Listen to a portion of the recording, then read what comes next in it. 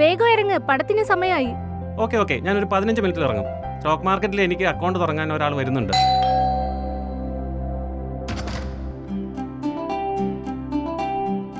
Sir ഈ മാർക്കുള്ള സ്ഥലത്ത് ചെയ്താൽ മതി, പിന്നെ ഞാൻ എല്ലാം ചെയ്തോളാം. സാർ ഞാൻ ഫില്ല് ചെയ്തോളാം. ഞാൻ വെറുതെ ഒപ്പിടുന്നതേ ഉള്ളൂ, ബാക്കിയെല്ലാം നോക്കിക്കോളൂ അല്ലേ? സാർ തീർച്ചയായിട്ടും സർ. ഒരു മിനിറ്റ്, ട്രേഡിംഗ് അക്കൗണ്ട് ഫോം ഒപ്പിടുന്നതിന് മുമ്പ് അതൊന്ന് വായിച്ചു നോക്ക്. മാഡം, ഇത് ഞങ്ങളുടെ സ്റ്റാൻഡേർഡ് ആപ്ലിക്കേഷനാണ്, നിങ്ങൾ ഒന്നിനും പേടിക്കണ്ട.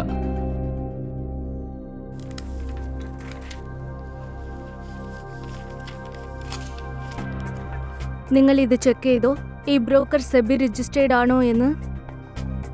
ഈ അപ്ലിക്കേഷൻസിലുള്ള പേജസ് ഒക്കെ നീ ഒന്ന് ശരിക്ക് വായിക്ക്. റണ്ണിംഗ് അക്കൗണ്ട് മാൻഡേറ്റ്, ഈ പേജസിലൊക്കെ ഒപ്പ് വേണമെന്ന് കാണിക്കുന്നില്ലല്ലോ. ആണോ? ഈ ആപ്ലിക്കേഷൻ ഫോംസിന്റെ അകത്ത് ഒത്തിരി ഡോക്യുമെന്റ്സ് ഉണ്ട്. ആവശ്യമുള്ള പേജസിൽ മാത്രം ഒപ്പിട്ടാൽ മതി. എക്സാമ്പിളിന് KYC document, risk disclosure document, ക്ലയന്റിന്റെ റൈറ്റ്സ് ആൻഡ് ഓബ്ലിഗേഷൻസ്, പിന്നെ ഡൂസ് ആൻഡ് ഡോൺസ് ഒക്കെ. പിന്നെ നിങ്ങളുടെ മൊബൈൽ നമ്പറും ഇമെയിൽ ID യും ഉറപ്പായി കൊടുക്കണം. അതുവഴി ട്രേഡിംഗ് റിലേറ്റഡ് ആയ മെസ്സേജുകളും അലേർട്ടുകളും നിങ്ങൾക്ക് വരും. ഇതിനകത്ത് ടാരിഫ് ഷീറ്റ് എവിടെ? മാഡം, ഇന്ന് ഞാൻ കൊണ്ടുവരാൻ മറന്നു, നാളെ ഞാൻ തീർച്ചയായിട്ടും കൊണ്ടുവരാം. ട്രേഡിംഗ് ഇടുന്നതിന് മുമ്പ് ഇതൊക്കെ അറിയേണ്ടത് അത്യാവശ്യമാണ്. നമ്മുടെ ബെനിഫിറ്റ്സിനെ കുറിച്ച് നമ്മൾ നന്നായി അറിഞ്ഞിരിക്കണം. നമുക്ക് സെറ്റിൽമെന്റ് ഓരോ മാസത്തിൽ വേണോ അതോ 3 മാസത്തിൽ കൂടുതൽ വേണോന്ന് നമ്മൾ അറിഞ്ഞിരിക്കണം.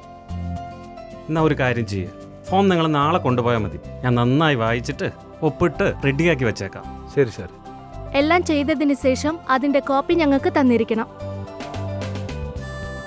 ഇപ്പം എനിക്ക് എല്ലാം മനസ്സിലായി.